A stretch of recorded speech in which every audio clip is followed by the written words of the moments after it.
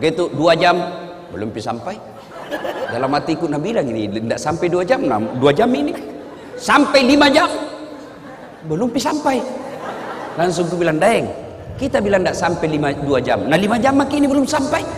Nabi bilang, tak dampang kak kasih Ustaz. Maafkan saya Ustaz. Kenapa? Ini sebenarnya hampir 9 jam. Wah, la ilaha illallah. Saya bilang, kenapa tidak terus terang supaya saya siapkan fisik dan mental? Apa dia bilang? Kalau saya jujur Ustaz, pasti Ustaz tidak mau datang. Itu kuncinya adalah kesabaran. Itu baru perjalanan bos, belum lagi diri honor. Ada togi yang tipu Ustaz itu. Masuknya Ustaz, tapi Ustaz sampai pakai saya kirim di rekening tak. Oh iya siap. Sampai sekarang nggak kirim-kirim. Betul ini Pak. Ada juga dan itu pejabat. Bayangkan itu mentalnya pejabat Indonesia. Ustaz saja nanti.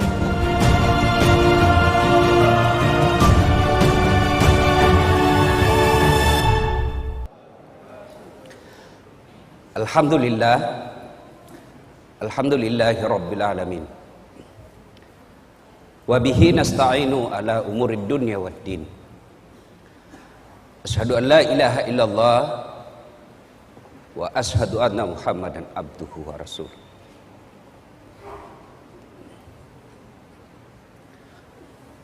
Allahumma salli ala sayyidina Muhammad wa ala alihi wa sahbihi ajmain. Ibu bapak, saudara-saudara sekalian yang saya hormati. Ketika saya tamat SMP, SD di kampung saya, Desa Bungi, Kabupaten Pindrang, saya datang ke orang tua saya, bapak saya bilang, Pak, melok kamu sekolah agama. Saya mau sekolah agama. Saya mau sekolah di pesantren. Waktu itu, maafkan saya, Pondok Pesantren DDI Kabalangan. Pengasuhnya almarhum guru kita Abdurrahman Ambok Dale. Saat itu bapak saya menjawab, dia lepas sekolah kau nak. Dia lepas sekolah kau. Saya tidak bisa sekolahkan kamu di pesantren. Kenapa? Pesantren waktu itu jauh lebih mahal daripada sekolah umum. Di pesantren kita harus bayar biaya kos, biaya makan dan lain sebagainya. Sementara sekolah umum hanya membayar SPP dan OSIS. Waktu itu saya pengurus remaja masjid, masih saya SD. Lalu saya ngadulah saya dalam tahajud. Alhamdulillah masih SD saya sudah kenalan itu salat tahajud. Saya ngadu kepada Allah. Kalau bahasa Bugisnya mah peletuk kak. Tidak ada keluargaku orang kaya, tidak ada keluargaku pejabat. Lalu saya ngadu kepada Allah, ya Allah, kenapa kau lahirkan saya bapakku miskin? Saya tidak minta beli motor, saya tidak minta beli mobil, saya cuma mau sekolah agama.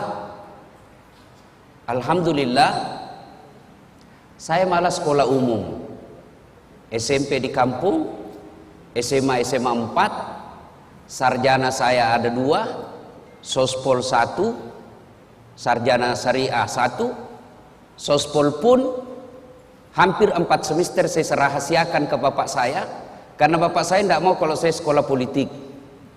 Dia bilang, itu politik pak boleh-boleh. Saya selesai S2, S3 dan seterusnya. Apa yang membuat saya terharu? Alhamdulillah, saya bisa jadi ustadz meskipun saya tidak pernah mondok. Saya malu bicara di tempat ini. Di sini kumpulan orang-orang soleh, ada guru-guru kita. Saya kalau ketemu teman-teman guru-guru di Wahda Islamiyah, saya selalu berkata Tuan Guru, Androng Guru. Kenapa? Disitulah pusat orang punya ilmu. Saya ini hanya pandai menyebarkan ilmu. Sumber ilmu saya dari teman-teman saya di Wahda. Lalu menjadi pertanyaan, Kenapa orang panggil saya dakwah? Nah, saya ini kasihan, bukan keilmuan dalam bidang dakwah.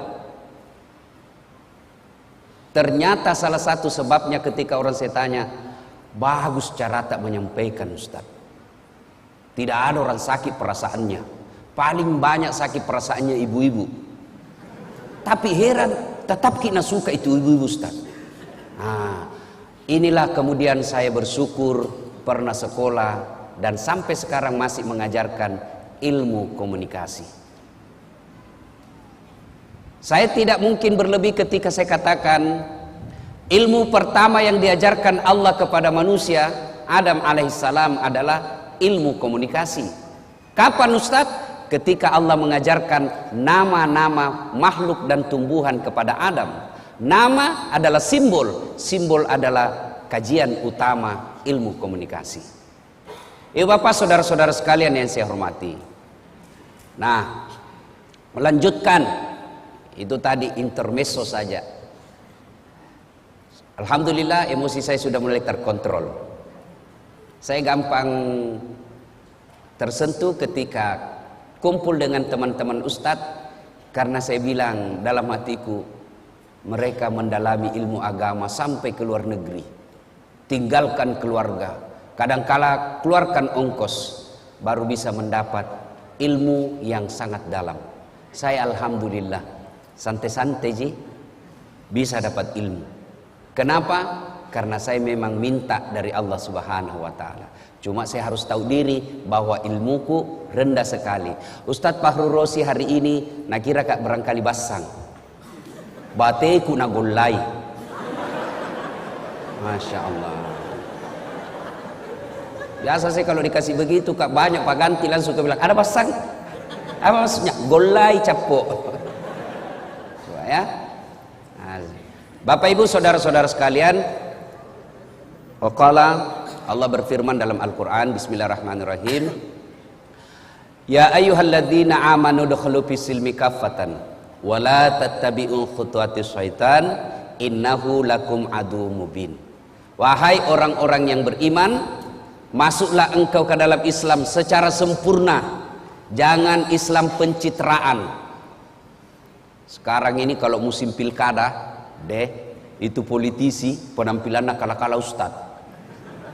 Rapat songkoknya, pakai serban, pakai gamis, nah bungkus dirinya serban putih, baru pegang tasbih besar, foto pasang baleho 4x6, kala-kala penampilan Ustadz Dasad.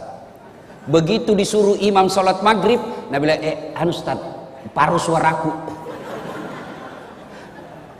Jangan Islam seperti itu, pencitraan.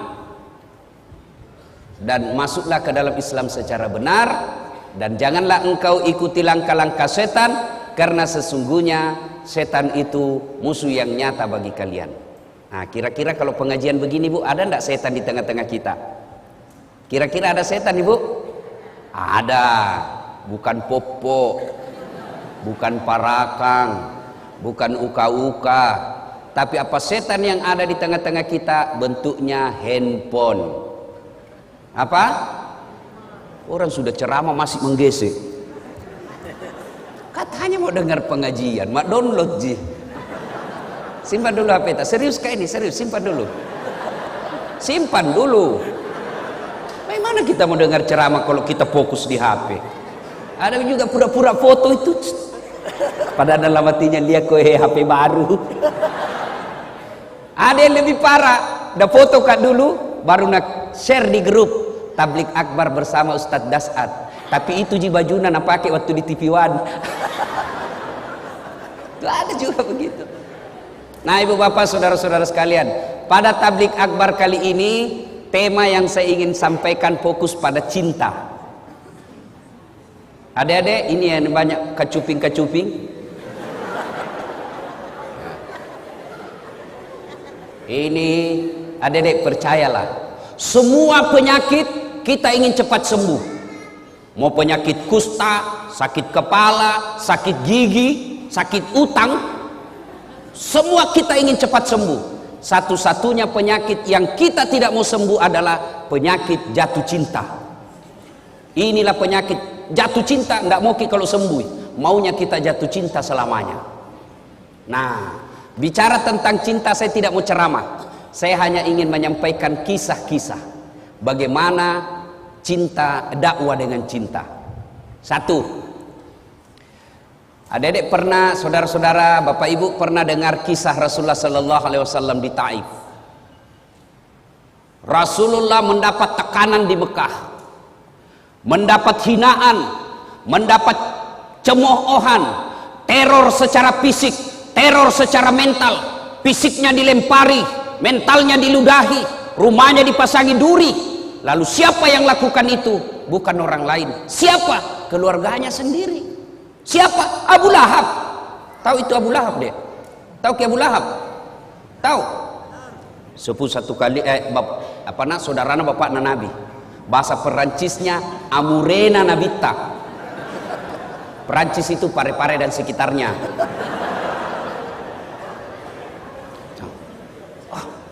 Kalau orang lain yang teror kita, bos, bisa dilawan. Kalau orang lain yang menghina kita, kita bisa aja berkelahi. Tapi ini paman kita. Kita berharap ketika kita yatim piatu, kita berharap ketika tidak ada lagi orang yang mampu menolong kita, ada paman, ada saudaranya bapak kita yang tokoh masyarakat di kampung itu. Tentu harapan kita, mudah-mudahan kodong ini pamanku bisa tolong kak. Tapi apa yang terjadi? Justru pamannya Nabi dan istrinya yang teror Nabi. Bayangkan, teror fisik, teror mental. Tapi Nabi tidak pernah lebay. Tidak pernah kita dengar Nabi cuti jadi rasul. Karena tekanan-tekanan akhirnya cuti 1 bulan. Tidak pernah. Lalu dalam desakan dan hinaan seperti itu, Rasulullah Sallallahu Alaihi Wasallam ke Taif. Saya waktu terakhir ke umrah, saya sempat ke Taif. Itu Taif kita naik tebing-tebing gunung. Kemudian sampailah kita di Taif. Nabi sampai di Taif, waktu itu jalan kaki. Saya naik mobil masih hampir 2 jam. Itu pun ada teman saya mabuk. Kenapa? Ular tangga. Naik lagi. Anak-anak zaman now tidak tahu ular tangga. Kita dulu waktu tak kecil ular tangga, ular tangga. Kalau dapat tangga naik lagi. Begitu dapat ular turun begitu deh. Coba, masya Allah. Sampai di Taif, apa Nabi lalu sampaikan? Nabi lalu sampaikan keinginannya. Saudara-saudara sekalian, minta pertolongan. Nah, saya ajak kalian ikut beriman kepada Allah. Jangan sembah kecuali Allah. La ilaha illallah Muhammad Rasulullah. Bagaimana reaksi orang Taif? Masya Allah. Orang-orang tua di Taif nak kumpulkan itu anak-anak. Anak-anak bocah, ABG. Dia bilang, "Piku lempar itu, lempari." Bayangkan Pak, kalau orang dewasa lempar ki, masih kita merasa terhormat. Kenapa? Seusia ki bos. Tapi anak-anak yang ngusir kita, itu tekanannya, tekanan psikologisnya sangat tinggi. Lalu pada saat Nabi dilempari, datang malaikat Jibril menawarkan bantuan. Dia bilang, Jibril, kalau bahasa kita, Mas bro, Muhammad, tak lewat-lewat itu. Saya diperintah Allah, berdoa kau saja, Allah angkat. Saya diperintah Allah, saya lempar ini satu kampung, saya hancurkan mereka. Kira-kira kita dek, ada ini borong ki, nabuli ki satu kelas. Tiba-tiba datang ke polsek, bagaimana? Apa jawaban tak kira-kira? Kalau saya satu kampung lempari kak, tiba-tiba datang Densus, bagaimana Ustaz? Tangkap, tembak semua. Tapi apa jawaban Nabi? Jibril, kalau betul Allah ingin mendengar doaku kali ini, saya hanya ingin berdoa, ya Allah, berikan hidayah kepada seluruh masyarakat Taif. Jangan hancurkan mereka. Mereka lakukan itu karena dia tidak tahu saya. Mereka lakukan itu karena mereka tidak paham apa yang ingin saya bawakan kepada mereka. Saya hanya minta, ya Allah, berikan hidayah kepada mereka. Masya Allah. Coba membeda. Inilah yang disebut dakwah dengan cinta. Kisah kedua, bicara soal cinta. Bapak saudara-saudara sekalian, cinta, dakwah dengan cinta, dan cinta tidak akan muncul tanpa ada kesabaran. Coba, Kita kira gampang jadi ustadz. Wah, banyak itu cobaannya bos. Bayangkan kalau kita diundang sampai ki di sana, kita berharap nak kasih makan ki dulu, baru ki tiba dari Balikpapan. Apa kek sedikit mau? Tuh, jantung baki langsung buka ini ustaz.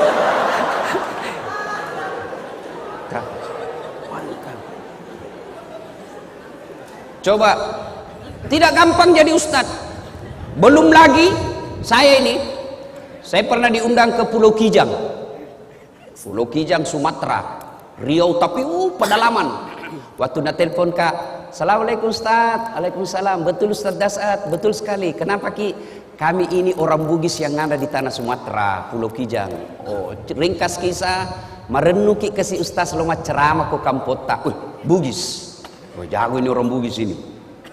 Ya, jadi saya minta tolong jelaskan bagaimana ke sana. Dia bilang, Ustadz, naik pesawat dulu ke Jakarta, dari Jakarta kemudian ke Jambi, dari Jambi menyeberang speed ke Pulau Kijang. Saya bilang, berapa lama naik speed? Tidak sampai 2 jam Ustadz. Pulau sama aja di Kalimantan ini. Oke lah. Begitu saya sudah naik di speed, ternyata bukan speed, apa? Katinting. Bilang, itu speed itu kan yang cepat. Ini katinting. Tok. Hatiku bilang, mulai mak jengkel di situ, mulai mak jengkel. Sudah. Tanam mak, astagfirullah. Saya lihat jamku, 1 jam lebih. Astagfirullah. Begitu 2 jam, belum sampai. Dalam hatiku Nabi bilang ini, tidak sampai 2 jam, 2 jam ini. Sampai 5 jam, belum sampai. Langsung aku bilang, Daeng, kita bilang tidak sampai 2 jam. Nah 5 jam makin ini belum sampai. Nah bilang, tak gampang kak kasih ustaz. Maafkan saya ustaz. Kenapa? Ini sebenarnya hampir 9 jam. Wah, la ilaha illallah. Saya bilang, kenapa tidak terus terang? Supaya saya sediakan fisik dan mental. Apa dia bilang? Kalau saya jujur ustaz, pasti ustaz tidak mau datang.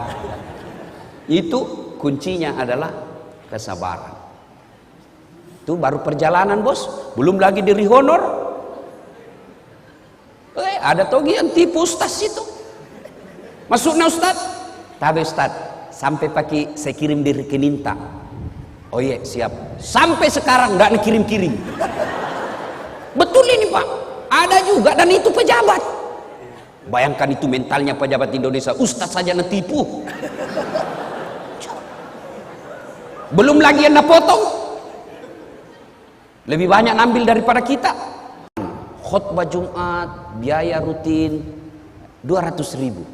Begitu sampai di rumah, 50.000 di sini. Bayangkan lebih banyak ambil dari kita. Coba bayangkan, itu kisah-kisah perjalanan dakwah. Apalagi belum lagi yang nak kasih kotak kosong, kwitansi kosong. Selesaiin terutama di kantor-kantor.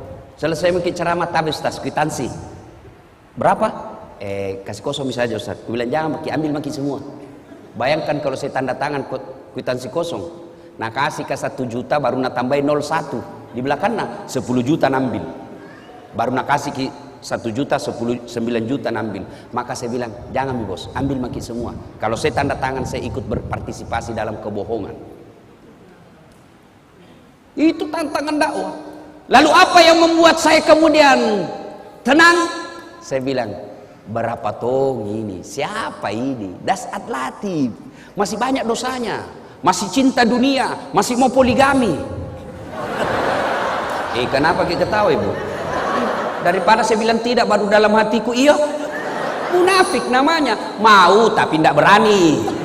Itu jadi masalah. Berani apa enggak? Itu jadi masalah bos. Bale-bale bapak kalau tidak mau poligami sini. Kita masih cinta dunia, masih banyak dosa, masih ngejar-ngejar. Ya sudahlah. Berapa tong? Kena kita ujian-ujian dakwah. Resepnya sabar. Rasulullah sallallahu alaihi wasallam. Masya Allah. Wallahu alam. Ini kisah kedua. Saya tidak tahu sahih atau tidak. Saya itu kalau baca kisah, saya tidak lihat sahih tidaknya. Yang saya ambil adalah makna dari kisah itu. Suatu ketika Nabi pergi dakwah, pergi masjid. Tiba-tiba di atas ketinggian ada orang kafir Quraisy naludai Nabi. Kena kepalanya Nabi. Kira-kira kau anak muda, kalau diludai dari atas apa jawabanmu? Mana mau pemburu hidayah ambil batu, kurang ngajar. Baru ki 1 bulan kena hidayah, mencoba maki.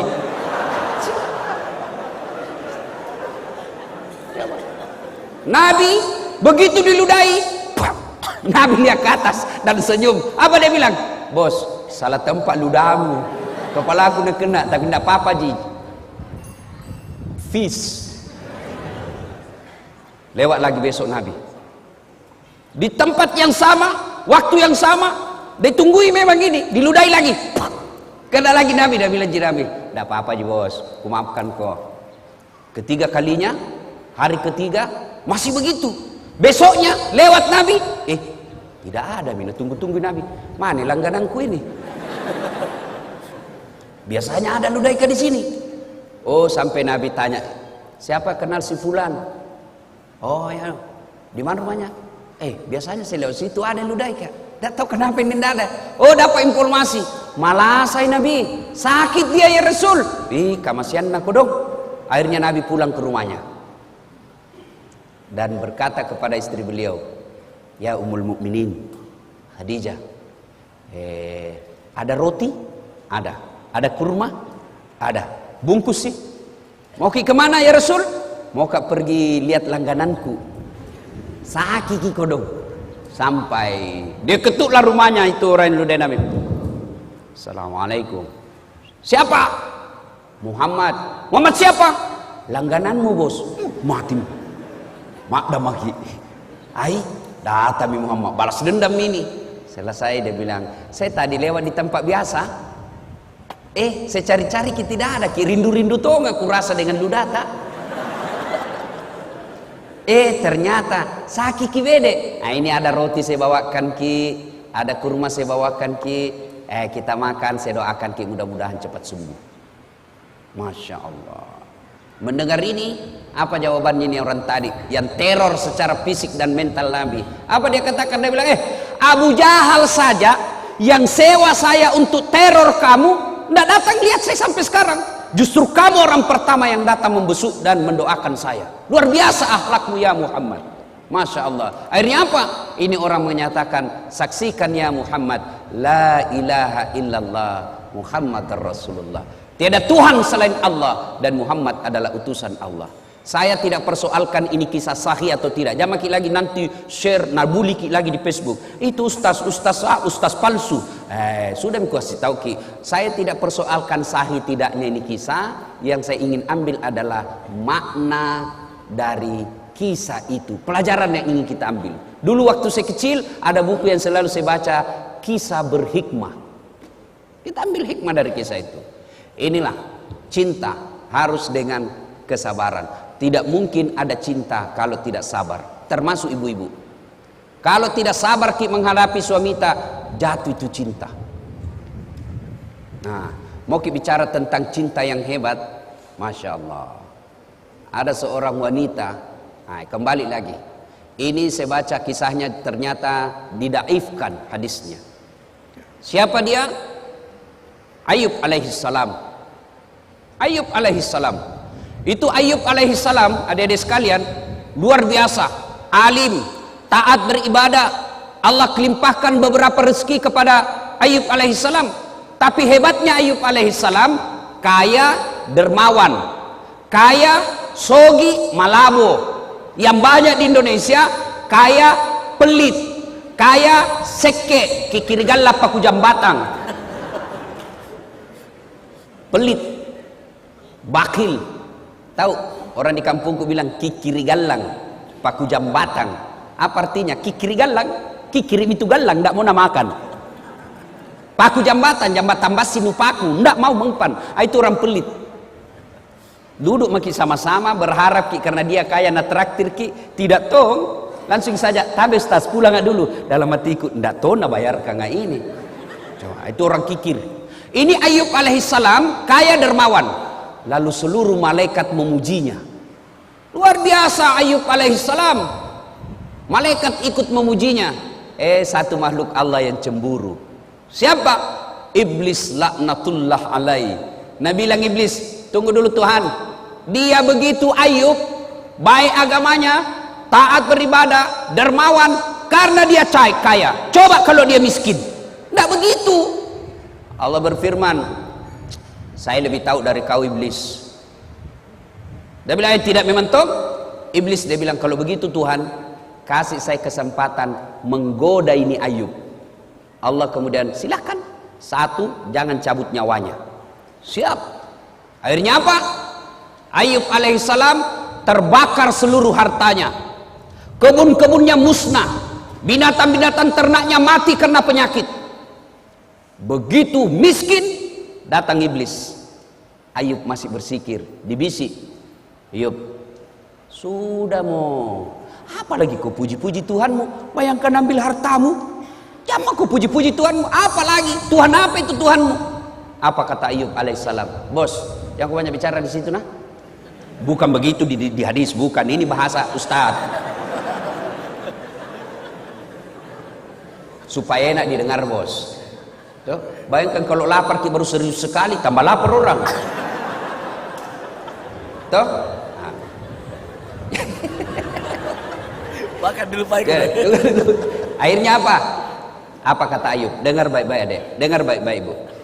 Alhamdulillah, sempat kaya, sempat punya kebun, sempat punya binatang ternak. Banyaknya orang kodong sampai sekarang tidak ada kebunnya, tidak ada ternaknya. Ini harta titipan Allah. Inna lillahi wa inna ilaihi rajiun. Allah yang kasih saya di dunia, Allah ingin ambil, silakan. Yang penting lebat Tommy. Nabi bilang orang Bugis, taruh meti ke pura muir rede.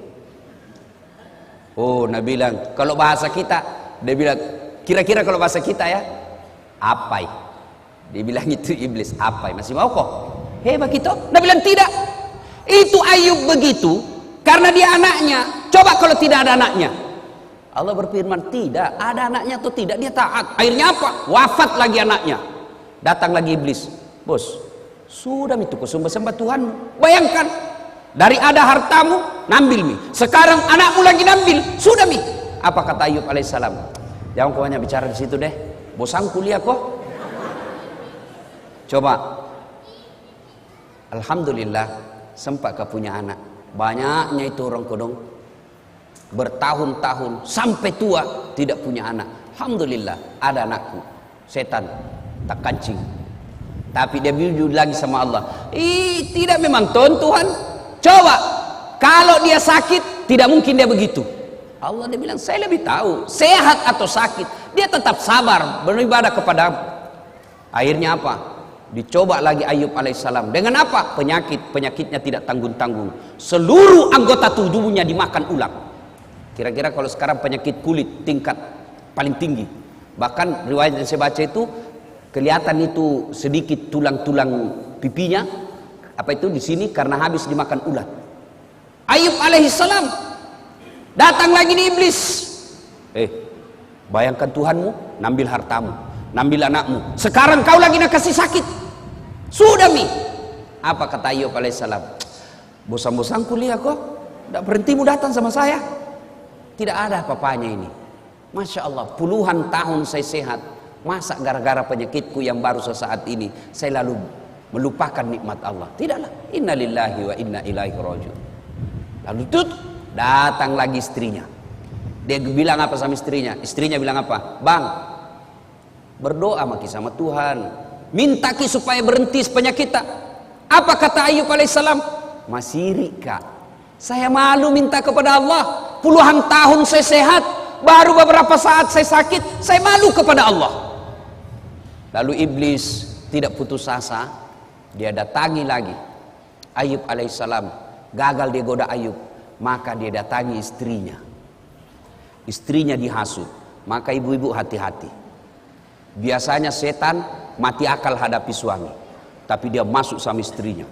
Suaminya mau pergi sedekah, mau bantu sahabat pemburu hidayah, dia mau kasih uang sumbangan 500.000, sudah ada di dalam dengan amplop. Tiba-tiba dilihat istrinya, Pak, kenapa ada ini uang 500.000? Mau dia apa? Ada itu anak muda kodong mencari hidayah. mau saya kasih di sumbangan beli Quran. Dia bilang, talekan ini sok kaya. Apa orang lagi itu ada anak gue belikan pulsa. Akhirnya gagal bersedekah. Kenapa? Godaan setan dunia dalam bentuk istri lebih besar daripada godaan yang tidak kelihatan. Itu Nabi bilang orang di kampungku setan mak bulu-bulu. Susah diusir. Kalau setan yang tidak kelihatan baca basmalah lari. Kalau istri tak dibacakan Yasin, dia bilang, kok kira kak mati? Coba.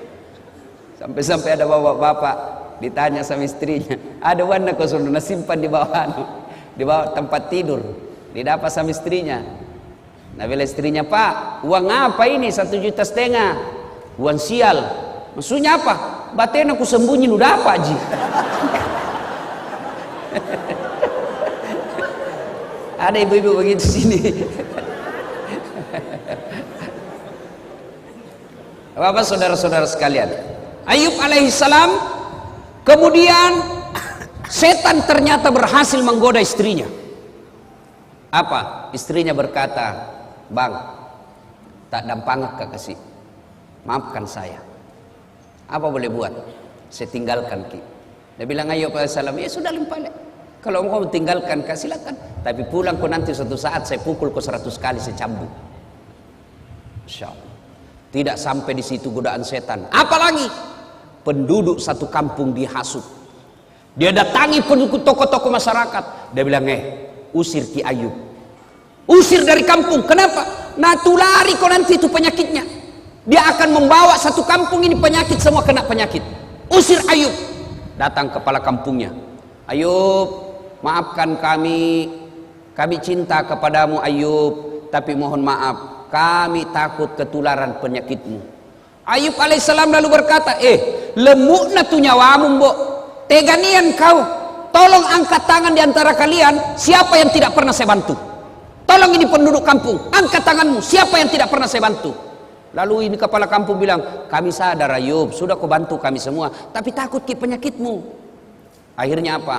Ayub alaihissalam diusir dari kampungnya dalam keadaan sakit, dalam keadaan miskin, ditinggalkan oleh istrinya. Ayub alaihissalam pergi ke padang pasir lalu bikin tenda-tenda. Disitulah kemudian Allah mengabulkan doanya Nabi Ayub alaihissalam. Lalu Allah perintahkan kepada Jibril alaihissalam, hentakkan kakinya Ayub. Dia hentakkan pasir, lalu keluar air, lalu ditutuplah air itu dengan pakaiannya Ayub. Lalu pakaian itu yang penuh air digosokkan ke seluruh tubuhnya, sembuh Ayub alaihissalam. Ini kekuatan kesabaran. Kalau ini dimiliki dalam dakwah, aman. Kita kira itu pergi menceramah semua orang senang. Tidak. Ada juga iblis. Iblisnya dalam bentuk apa? Penguasa yang sombong. Iblisnya dalam bentuk apa? Orang kaya yang takabur. Penguasa dalam bentuk apa? Godaan-godaan dunia. Maka solusinya adalah kesabaran. Dan kesabaran itu akan melahirkan cinta. Tanpa kesabaran tidak mungkin ada rasa cinta. Nah, aplikasinya sekarang, ayo, kalau kita cinta dalam dakwah, jangan menyalahkan dan menakut-nakuti orang. Saya tidak tahu Ustadz ini kisah sahih atau tidak, tapi saya selalu bilang, saya ambil hikmahnya saja. Suatu ketika datanglah pemuda menghadap kepada Nabi Muhammad SAW. Ya Rasulullah, saya ini tukang judi, saya ini tukang mabuk, saya pezina, apa saya boleh masuk Islam? Dia bilang Nabi, boleh Ji, alhamdulillah. Tapi saya tukang judi, saya pemabuk, saya pezina. Dia bilang Nabi, tidak apa-apa Ji. Satu, mau kau janji sama saya? Apa ya Rasul? Kau janji sama saya tidak pernah bohong, alias jujur kau. Dalam hatinya deh, gampang aja. Dia sudah bilang, kenapa ini Muhammad? Dia takut saya tidak jujur. Padahal saya sudah jujur, nyata-nyata saya sudah bilang saya pezina, saya sudah jujur nyata-nyata saya perampok, saya sudah jujur nyata-nyata saya tukang judi, saya pemabuk, masih dikira saya tidak jujur. Baik ya Rasul, saya jujur. Oke, syahadat. Bersyahadatlah anak muda ini. Setelah itu waktu demi waktu berjalan, timbul kebiasaannya lagi. Dia mau berzina, lihat cewek cantik mau berzina, tiba-tiba dalam hatinya, saya sudah Islam. Nanti kalau saya ketemu Nabi, apa ku bilang, Dik? Kau sudah Islam? Iya. Kau berzina? Kalau saya bilang berzina, tidak enakku, Islam baru berzina. Kalau saya bilang tidak, berarti bohong Kak. Akhirnya apa? Batal berzina. Selang lagi beberapa saat, mau berjudi lagi. Saya sudah Islam. Saya ditanya Nabi, masih judi Kak? Tidak enak. Kalau saya bilang tidak, bagaimana? Berarti saya bohong. Akhirnya apa? Batal lagi judi. Mau mabuk, begitu lagi. Seterusnya dan seterusnya dan seterusnya. Lalu dia datang kepada Nabi. Ya Muhammad, luar biasa. Luar biasa kau ya Muhammad. Betul satu yang ku minta, tapi itu intinya. Coba kalau Nabi langsung katakan, tidak boleh. Pezina tidak boleh masuk Islam. Maka dia tidak masuk Islam pada saat itu. Tidak. Lalu kita belajar lagi Al-Quran. Coba lihat Al-Quran. Ketika mengharamkan khamar, ballo, vodka, whisky, Jennifer, Donald, topi miring, apalagi itu lempox. Sekarang lempox itu yang bahaya dan murah. Sekarang ada di Makassar, ada tong komunitasnya. Apa? Komunitas pemuda bernapas dalam kaleng. Hancur juga ya anak muda ini.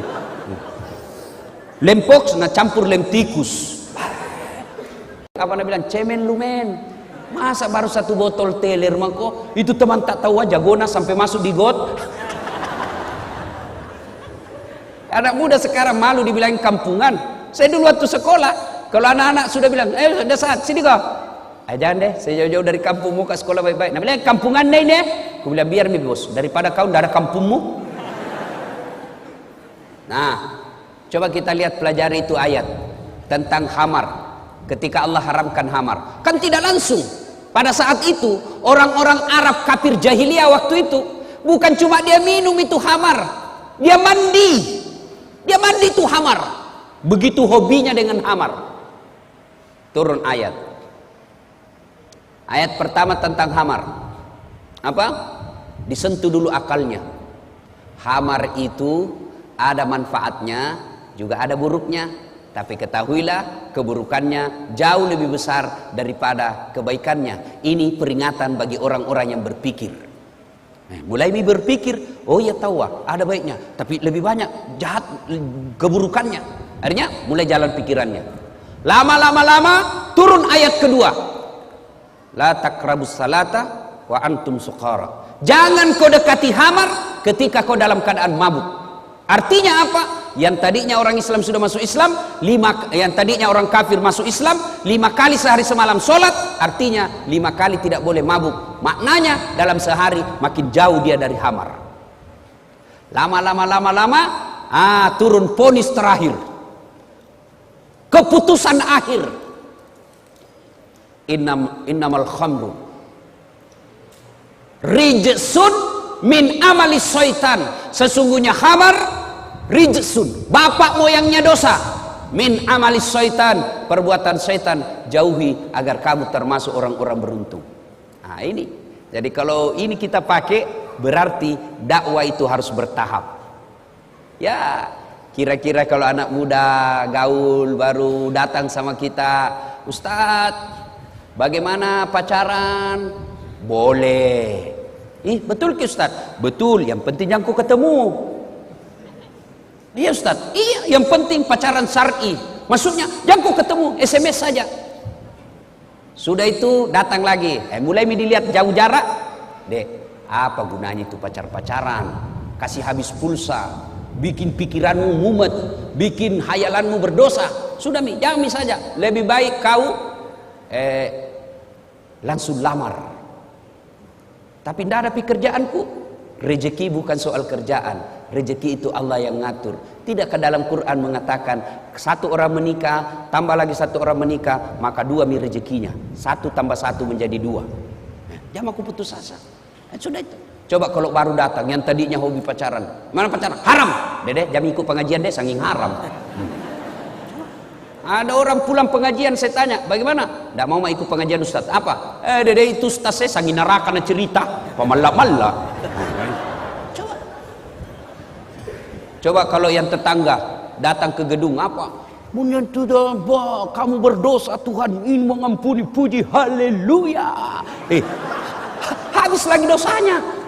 Datang saja, habis lagi dosanya. Kita khotbah Jumat sangi neraka, bakar, dibanting, ditusukkan tahu, dipijit lehermu. Nabi anak muda dede pemalak-malak. Dede coba ya. Nah, ibu bapak saudara-saudara sekalian, terlalu banyak saya bicara, nanti terlalu banyak salahnya. Nanti kalau ada salah, Ustadz Fahrul Rosi yang akan meluruskannya. Demikian pada intinya Rasulullah berhasil menyampaikan dakwah dan sampai kepada kita ajaran-ajaran Islam ini karena disampaikan dengan cinta. Kalau kita berdakwah dengan cinta, maka insya Allah tidak ada yang menjadi musuh kita. Ya, salah boleh kita berbeda pendapat, Dek, boleh. Saya itu sepanjang perjalanan jadi dai, saya tidak senang membahas masalah khilafiyah, ikhtilaf, perbedaan pendapat ulama. Saya tidak senang. Lebih baik saya senang bahas itu bagaimana itu nak muda mau datang di masjid berjamaah, bagaimana itu orang kaya mau bangun masjid, bagaimana ibu-ibu ini diajari anaknya pakai tutup aurat. Soal bagaimana Nabi dakwah takbir, saya tidak terlalu tertarik. Ada yang begini Ustaz, ada yang begini Ustaz, ada yang begini. Mana cocok semua? Yang mana tidak cocok? Yang tidak angkat tangannya. Begitu saja, ya. Saya dalam ini boleh kita berbeda, boleh. Saya dalam mazhab dakwah saya, metode dakwah saya tidak terlalu tertarik membahas yang begitu-begitu. Saya lebih senang membahas bagaimana orang-orang ini mau datang ke masjid, mau bersedekah, mau menghindari gosip, ya. Sekira itu.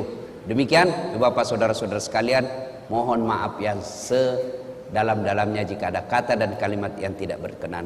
Kita bisa lanjutkan nanti dalam sesi tanya jawab. Insya Allah Anda bertanya, saya jawab. Bagaimana kalau tidak tahu Ustaz? Saya tetap jawab. Apa jawabannya? Saya tidak tahu. Masa saya mau tahu semua, bukan nggak saya kamus. Cukup Ustaz? Alhamdulillah ya. Demikian, mudah-mudahan ada manfaat. Lebih dan kurangnya mohon dimaafkan. Assalamualaikum warahmatullahi wabarakatuh.